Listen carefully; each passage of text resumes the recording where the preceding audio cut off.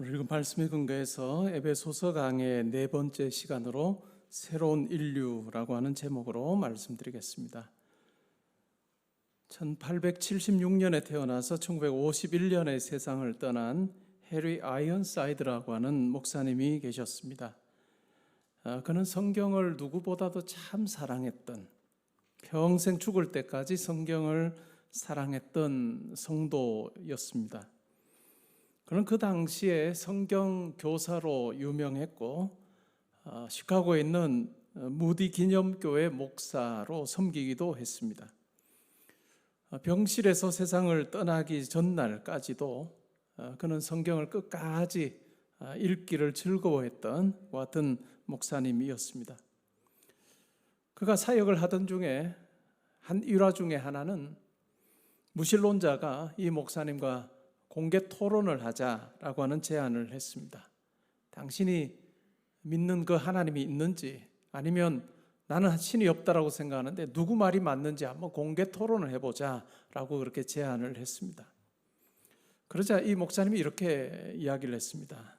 그러면 당신이 말하는 그 무신론을 받아들이고 삶이 변한 두 사람만 증인으로 데려오시오.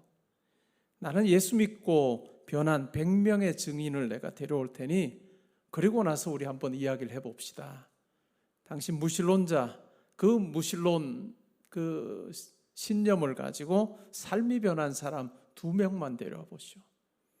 나는 예수 믿고 변한 100명을 데려올 테니 그러고 나서 우리 이야기해 봅시다. 이렇게 이야기를 했습니다. 그 제안을 들었던 무신론자가 공개 토론을 하자라고 하는 것을 포기했다라고 하는 이야기가 있습니다. 그가 한참 사역에 열심일 때 그는 남부 캘리포니아 지역으로 말씀을 전하기 위해서 기차를 타고 갔습니다.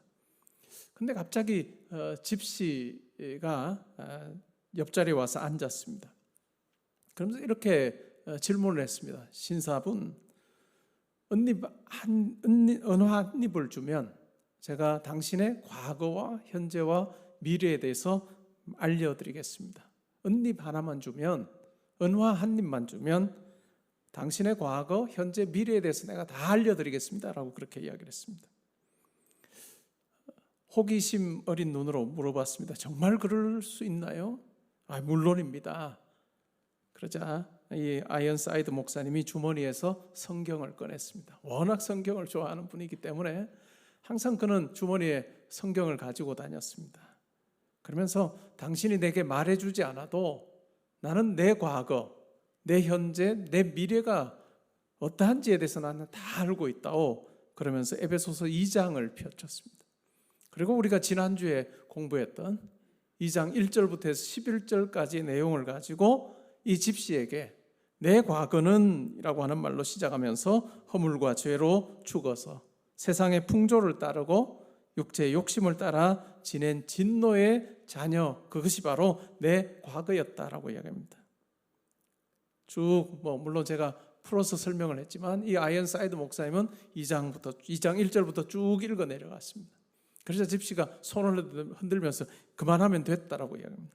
근데 계속 이 목사님이 계속합니다. 그리고 내 과거는, 내 현재는 긍휼이 풍성하신 하나님이 우리를 사랑하신 그 큰 사랑으로 인해서 허물로 죽은 우리를 그리스도와 함께 살리셨고 또 함께 일으키사 그리스도 예수 안에서 함께 하늘에 앉히셨다. 이것이 내 현재요. 그러자 손사래를 치면서 그만하면 되겠다라고 합니다. 그러면서 계속 이 목사님이 내 미래는 이라고 이야기하면서 에베소서 2장에 나오는 그 내용을 가지고 성도의 그 영광스러운 지위에 대해서 설명을 했습니다. 그러자 집시가 일어나서 이 기차의 복도를 쭉 따라 걸으면서 내가 사람을 잘못 골랐어 라고 그렇게 말하면서 갔다는 내용이 나옵니다. 오늘 본문에도 보면 이방인인 우리의 과거와 현재와 미래에 대해서 말하고 있습니다. 11절 12절에서는 과거에 대해서 이야기를 합니다. 그러므로 생각하라. 너희는 그때에 육체로는 이방인이요 손으로 육체에 행한 할례를 받은 무리라 칭하는 유대인들이겠죠. 유대인들로부터는 할례를 받지 않은 무할례자라고 그렇게 칭함을 받던 자들이다 라고 이야기합니다. 육체 할례를 가지고 있던, 할례를 받았던 유대인들은 할례를 받지 못한 이방인들을 생각할 때 아주 멸시하고 천대했습니다.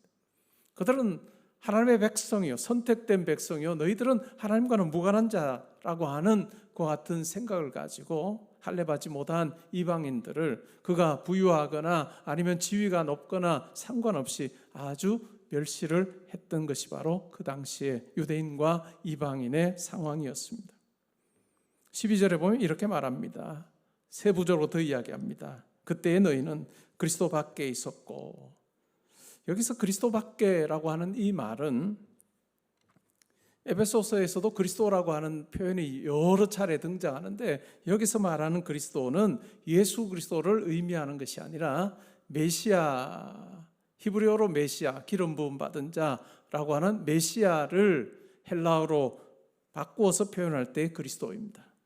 너희는 메시아 밖에 있었다라고 하는 이야기입니다. 유대인들의 경우는 뭘까요? 유대인들의 경우는 당연히 메시아를 대망하는 사상을 가지고 있었습니다. 그런데 유대인들의 경우는 꼭 그가 예수라고 하는 생각은 그들에게 없었던 것이죠. 우리는 성도로서 압니다. 하나님께서 수천 년 전부터 여러 선지자를 통해서 하나님께서 보내실 그 메시아에 대한 예언을 하게 하셨고, 하나님의 때가 됐을 때 메시아를 이 땅에 보내셨는데 그분이 바로 하나님의 아들이신 예수 그리스도다, 예수님이다 라고 하는 것을 우리가 압니다. 그래서 우리가 예수 그리스도다 라고 하는 표현을 사용합니다. 예수는 그리스도다 라고 하는 의미이죠. 그런데 12절에서의 그리스도는 이스라엘 백성들이 믿었던 그 메시아입니다. 너희는 메시아 밖에 있었고 이스라엘 나라 밖의 사람이라, 선민이 아니었다라고 하는 이야기를 하는 거죠.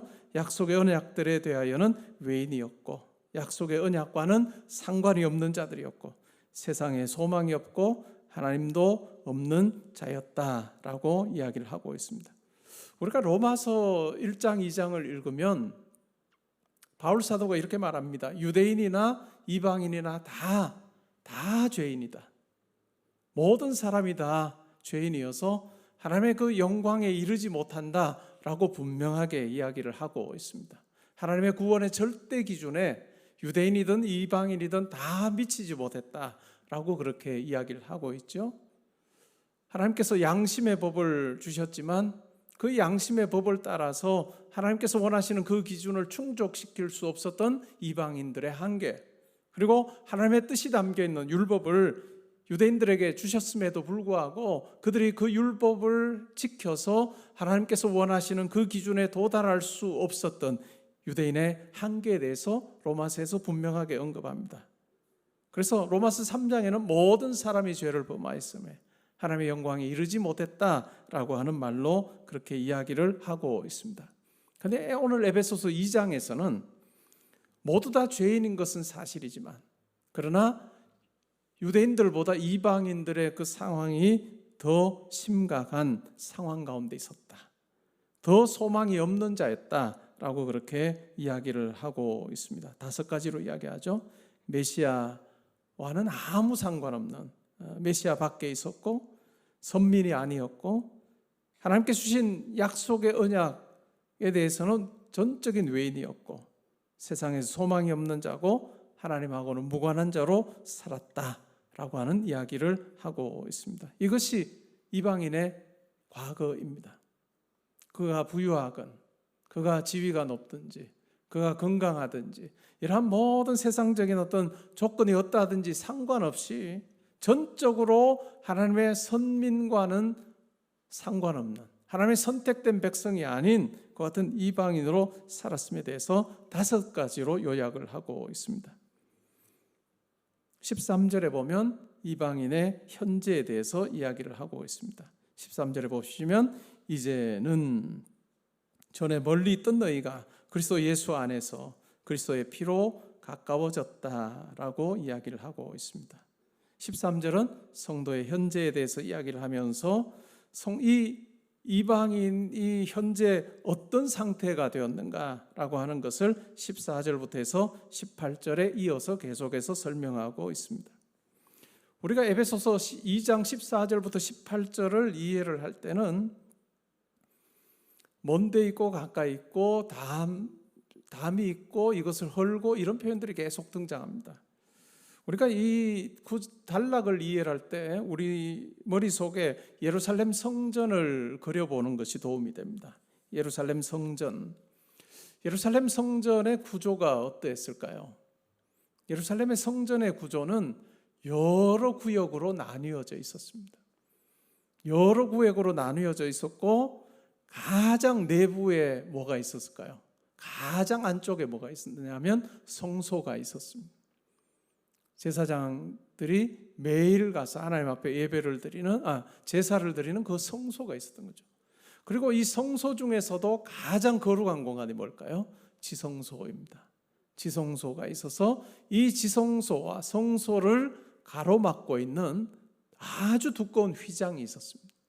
이 휘장이 20cm도 더 넘는 아주 두꺼운 휘장이 있었습니다.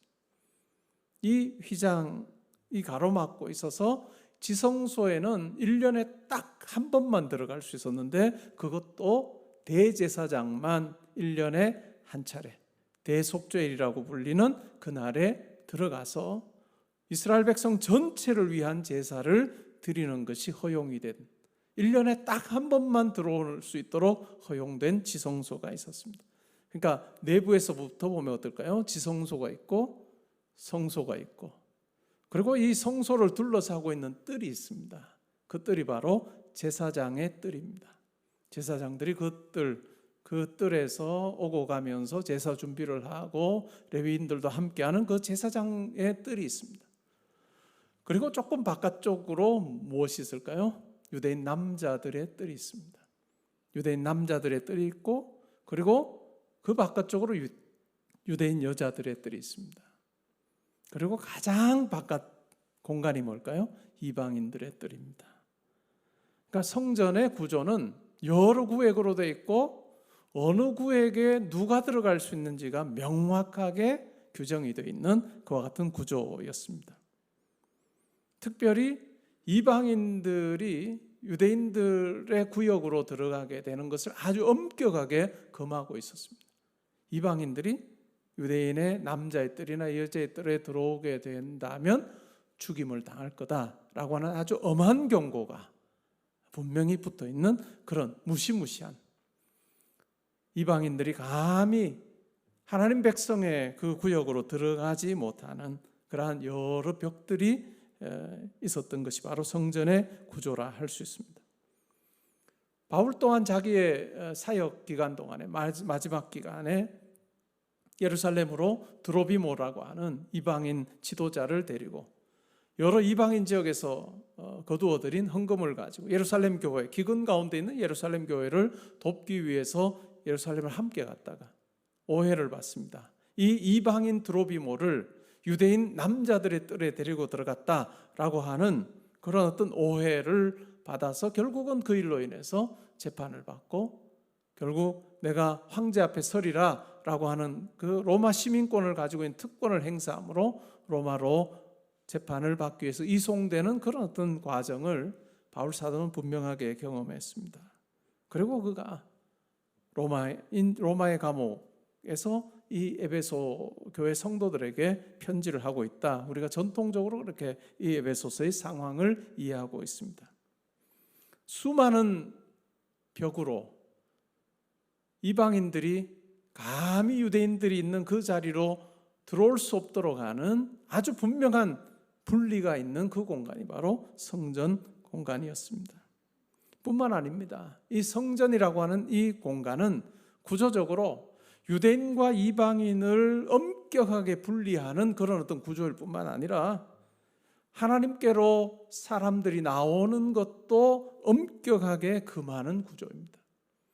제가 말씀드린 것처럼 지성소, 가장 거룩한 공간으로 여겨지는, 그리고 하나님의 임재가 있다고 생각하는 그 지성소에는 1년에 딱 한 번, 1년에 딱 한 차례 대제사장이 이스라엘 백성 전체를 위한 제사를 드리기 위해서 들어가는 것, 유일하게 허용이 되어 있는 공간, 그것이 바로 지성소였습니다.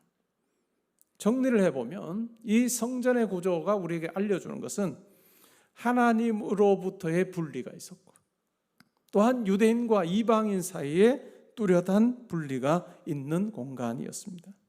그런데 예수 그리스도께서 이 땅에 오셔서 우리를 위하여 십자가에서 대신 죽으심으로 그리스도의 피로 이 모든 분리가 사라지게 됐다라고 그렇게 이야기를 합니다.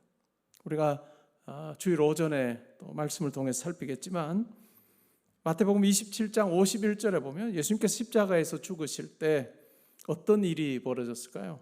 성전의 휘장이 위로부터 아래로 찢어졌다라고 이야기합니다. 성전의 휘장이 위로부터 아래로 찢어졌다.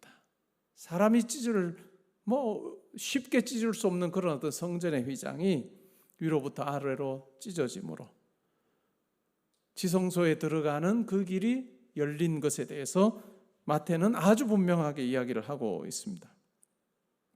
예수님께서 이런 말씀하신 적이 있습니다. 성전을 헐어라, 이 성전을 헐어라. 내가 사흘 만에 다시 지을 거다. 유대인들은 오해했습니다. 지금도 46년째 리모델링 하고 있는데 이 성전을 헐면 사흘 만에 짓겠다고 말도 안 되는 이야기다라고 그렇게 이야기를 합니다. 그런데 예수님께서 말씀하신 것은 바로 자기의 육체를 가리켜 말씀하신 것이다 라고 그렇게 이야기를 하고 있습니다. 예수 그리스도 죽으시지만 사흘 만에 다시 부활하실, 사흘 만에 다시 부활하심으로 예수 그리스도의 죽음이 의로운 죽음이라고 하는 것, 우리를 위하여 죽으셨지만 그분의 죽음은 의로운 죽음이라는 것을 너무나도 명백하게 하나님께서 입증하신 그 같은 사건이 바로 부활 사건입니다.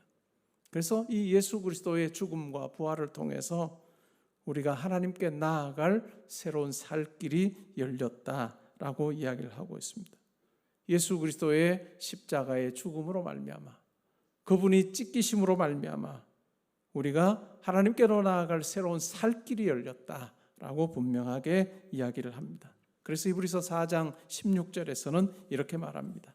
그러므로 우리는 긍휼하심을 받고 때를 따라 돕는 은혜를 얻기 위하여 은혜 보좌 앞에 담대히 나아갈 것이니라 라고 이야기하고 있습니다. 예수 그리스도의 십자가에서의 죽음, 그리고 그 보혈로 말미암아 하나님과 우리 사이에 막혀있는 그 담이 허물어지고 우리가 하나님께라고 담대히 나아갈 수 있게 되었을 뿐만 아니라 유대인과 이방인 사이에 그 엄격한 그와 같은 분리도 이제는 사라지고 예수 그리스도 안에서 온전히 한 새로운 인류를 이루시게 되었다라고 하는 내용이 바로 14절부터 18절까지의 내용입니다. 이러한 것을 염두에 두고 14절부터 18절까지 우리 한번 읽어보면 좋겠습니다. 같이 한번 읽겠습니다. 시작. 그는 우리의 화평이신지라 둘로 하나를 만드사 원수된 것 곧 중간에 막힌 담을 자기 육체로 하시고 법조문으로 된 계명의 율법을 폐하셨으니 이는 이 둘로 자기 안에서 한 세 사람을 지어 화평하게 하시고 또 십자가로 이 둘을 한 몸으로 하나님과 화목하게 하려 하심이라. 원수된 것을 십자가로 소멸하시고 또 오셔서 먼 데 있는 너희에게 평안을 전하시고 가까운 데 있는 자들에게 평안을 전하셨으니 이는 그로 말미암아 우리 둘이 한 성령 안에서 하나님께 나아감을 얻게 하려 하심이라. 아멘. 우리가 성전이 가지는 그 한계라고 하는 것, 그 분리라고 하는 그것이 예수 그리스도의 죽으심으로 말미암아 십자가로 이제는 허물어지고 이제는 원수 담이라고 하는 것, 그 분리라고 하는 것이 가져다 주는 게 뭘까요? 그것이 바로 원수됨이었습니다. 그 원수됨, 적대감이 이제는 사라지고 화평이 이루어지게 된 것. 이방인과 유대인 사이에 예수 그리스도를 통해서 화평이 주어지고 또 하나님과 우리 인간들 사이에 화평이 허락되는 그 놀라운 사건이 가능하게 되었다 하는 이야기가 바로 오늘 14절부터 18절까지의 내용이라 할 수 있습니다. 성전이 가졌던 가장 중요한 기능이 뭘까요? 그것은 바로 하나님께 나아감입니다. 제사가 필요했던 것도, 제사장이 필요했던 것도, 성전이 필요했던 것도 한마디로 말하면 하나님께 나아가기 위함이었습니다. 근데 그와 같은 성전을 통해서 하나님께 나아가는 건 철저히 제한적이었고 또 온전히 하나님께 나아갈 수 없었던 것이었습니다. 그러나 하나님의 아들이신 예수께서 이 땅에 오셔서 우리를 대신하여 십자가에 죽으심으로 이제는 동물의 피나 동물의 제사를 가지고 하나님께 나아가는 불완전한 제사를 통해 나아가는 것이 아니라 완전한 제물 되시고 완전한 제사장이신 예수 그리스도를 힘입어 우리가 나아갈 때 하나님 앞에 거리낌 없이 우리의 죄가 다 용서받았기 때문에 거리낌 없이 우리가 참마음과 온전한 믿음으로 하나님께 나아갈 수 있는 새로운 살 길이 열렸음에 대해서 아주 분명하게 히브리서 10장에서는 이야기하고, 그 같은 내용을 바울은 에베소서 2장 14절부터 18절에서 이야기를 하고 있습니다. 이제는 부자나 가난한 자나 자유인이나 종이나 남자나 여자나 유대인이나 이방인의 구별이 다 철폐되고 예수 그리스도로 말미암아 한 성도로 하나님의 백성으로 이제는 우리가 부름받아 있다, 부름받게 되었다라고 하는 이야기를 하고 있습니다. 19절부터 그러므로 이제부터 너희는 외인도 아니요 나그네도 아니요 오직 성도들과 동일한 시민이요 하나님의 권속이라 하나님의 자녀고 하나님의 가족으로 우리가 살고 있음에 대해서 이야기합니다. 이것은 이방인으로 살 때 불완전한, 어찌 보면 그리스도의 어떤 언약, 그리스도와 새 언약과 비교하면 비교가 되는, 어떤 면에서 많이 이렇게 떨어지는 그런 옛 언약을 가지고 살았던 유대인들의 경우는 그들은 하나님의 시민이요 하나님의 권속이요 그렇게 생각하며 이방인들을 향해서 외인이라고 이야기하고 나그네라고 이야기했던 그와 같은 위치에 있었지만, 그러나 이방인들이 이제는 성도들과 동일한 시민이 되고 하나님의 가족이 된 부분에 대해서 이야기를 합니다. 그러면서 우리가 그런 어떤 변화를 경험하게 된 그것은 그 상황에만 머물러 있는 것이 아니라 20절부터 22절에 보면 우리에게 일어나는 어떤 과정이 우리 가운데 일어나는가에 대해서 이야기를 하고 있습니다. 교회를 건물로 묘사합니다. 특별히 성전으로 묘사하고 있습니다. 너희는 사도들과 선지자들의 터 위에 세우심을 입은 자라. 그리스도 예수께서 친히 모퉁이 돌이 되셨느니라. 사도들과 선지자들의 터라고 하는 것, 사도들과 선지자들이 전한 예수 그리스도의 죽음과 부활이라고 하는 그 십자가 복음의 터 위에 세워졌습니다. 그리고 예수께서 친히 모퉁이 돌이 되셔서 벽과 벽이 이어지게 하고 또한 벽과 아치가 연결되는 이 건물에서 가장 중요한 그것이 바로 모퉁이 돌인데 예수께서 모퉁이 돌이 되셨다라고 이야기합니다. 그러면서 그 안에서 건물마다 서로 연결하여 주 안에서 성전이 되어가고 너희도 성령 안에서 하나님이 거하실 초소가 되기 위하여 그리스도 예수 안에서 함께 지어져 가느니라. 교회를 이와 같이 이제는 말씀 위에서 그리스도가 가장 중요한 것이 되는 그런 어떤 건물적 성전으로 지어져 가는 그런 것으로 이 성도에 대해서, 교회에 대해서 그리고 있습니다.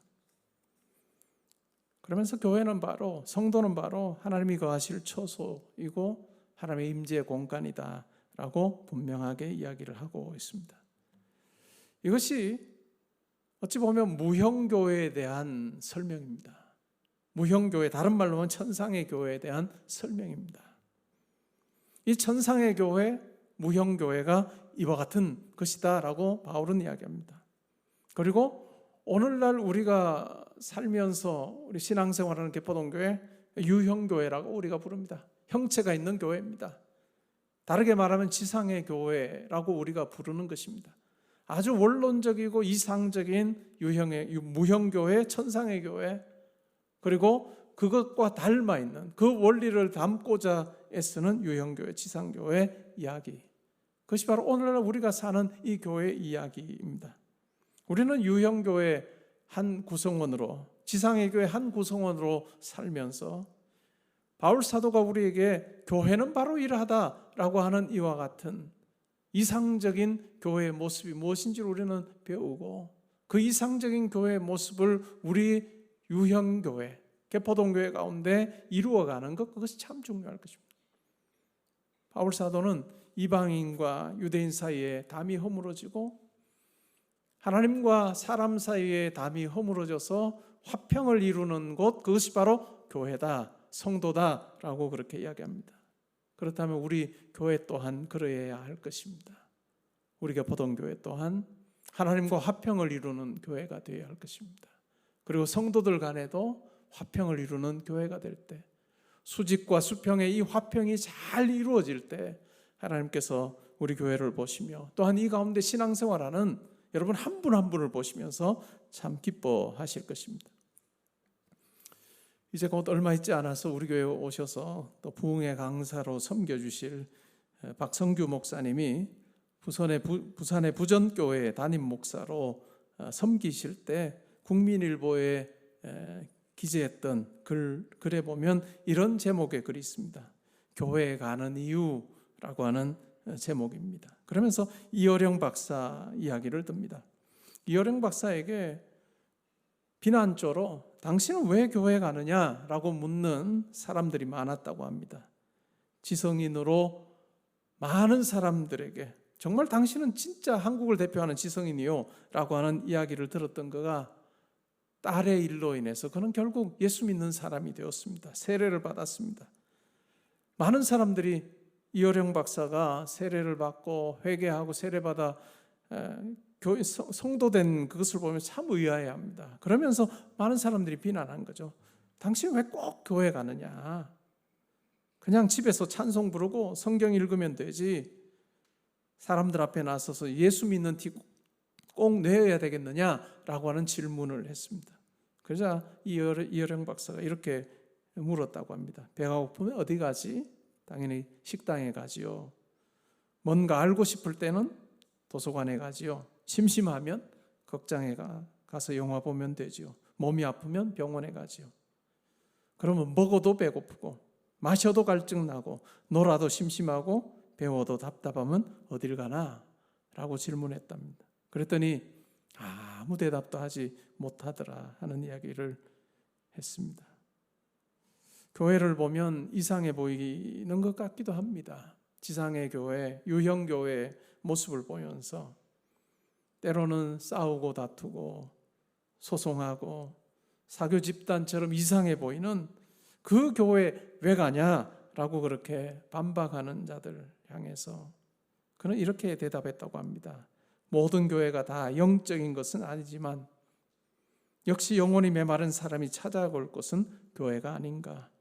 부패한 교회가 있다고 해서 교회 가지 말라고 하는 것은 병원에 의사가 오진해서 환자가 죽었으니 앞으로는 병원에 가지도 말라는 것과 같은 거지라고 그렇게 설명을 했다고 합니다.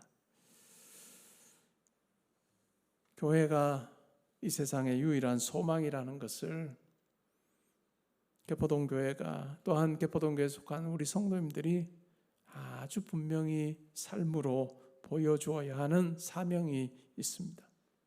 이 세상에 줄 수 없는 것과 같은 평화, 이 세상에서 맛볼 수 없는 것과 같은 하나님께서만 주실 수 있는 것과 같은 화평을 누리는 자로 사는 것, 그것은 참 중요할 것입니다.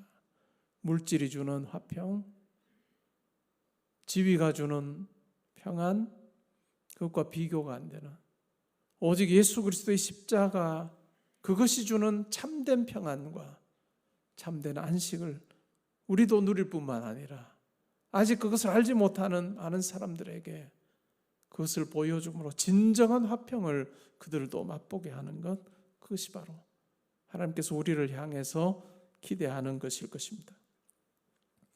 미국의 어느 도시를 여행하던 사람이 주일이 돼서 예배를 드리기 위해서 교통경찰에게 교회가 있으면 좀 가르쳐 달라, 내가 예배를 드려야 되겠는데 교회를 좀 가르쳐 달라라고 그렇게 물었다고 합니다. 그랬더니 그 경찰이 멀리 보이는 한 교회에 가보라고 이야기를 했습니다. 그러자 물었던 사람이 이렇게 또 물었어요. 아니 가까운 데도 교회가 있어 보이는데 왜 하필 멀리 있는 저 교회를 가보라고 하지요? 그러자 경찰이 이렇게 답을 했습니다. 예배를 드리고 나오는 사람들의 표정을 보면 이 근처에 있는 교회들보다 저쪽 교회에서 예배 드리고 나오는 사람들의 얼굴이 훨씬 기쁘고 즐겁게 보였습니다. 나는 불신자지만 그 교회가 은혜로운 교회고 참된 교회 같아서 소개한 것입니다. 예수 그리스도를 통해서 하나님과 평안을 누리고 또한 사람들과 평안을 누리게 된 우리의 그 모습을 보며, 우리가 예배드리고 집으로 돌아가는 그 모습을 보면서 사람들이 저 교회 참 은혜로운 교회구나, 참 저 사람 참 행복한 사람이구나 라고 하는 생각이 들게 한다면 우리가 이 세상을 살며 하나님 자녀로 성도로 산다는 증거일 것입니다. 기도원 300용사 네 번째 시간입니다. 한 가지 기도 제목을 가지고 우리가 기도하고 있죠. 에베소 3장 20절에 우리가 구하거나 생각하는 것에 넘치도록 하시는 하나님께서 여러분들의 그 기도에 응답하실 것입니다. 여러분 기도하시면서 어떤 변화가 여러분들 가운데 일어나고 있습니까? 여러분들이 기도하면서 일방적인 여러분의 어떤 부르짖음이 아니라 하나님께서 여러분들에게 무슨 말씀하시는가 귀를 기울여 보시면 좋겠습니다. 저는 때로 한 가지 기도 제목으로 기도할 때 하나님, 제가 이 내용을 어떻게 기도하기를 원하십니까? 여쭈어보곤 합니다. 제가 그렇게 여쭈어보는 이유는 제가 기도를 쭉 하면서 지금까지 성도로 살면서 기도를 쭉 할 때마다 하나님께서는 제 기도를 바꾸신 경우들이 꽤 많았습니다. 분명 그 주제죠. 그 주제를 놓고 하나님 앞에 이렇게 기도를 시작했던 제게 하나님께서는 제 마음에 이렇게 기도해 보면 어떻겠니? 라고 하는 마음을 주셔서 그 기도의 내용을 바꾸시고 마침내 이루어 주신 것을 저는 체험한 적이 참 많습니다. 그래서 저는 기도를 이렇게 정의를 내립니다. 하나님께서 우리로 하여금 자기가 원하시는 것을 간구하게 하시고 하나님께서 그 일 가운데 이루어 주시는 분이시다 라고 저는 기도를 그렇게 생각합니다. 사랑하는 성도 여러분, 여러분의 그 한 가지 기도 제목을 가지고 나아갈 때 하나님, 이 기도 제가 어떻게 하기를 원하십니까? 제가 어떻게 기도하기를 원하십니까? 라고 한번 여쭤보십시오.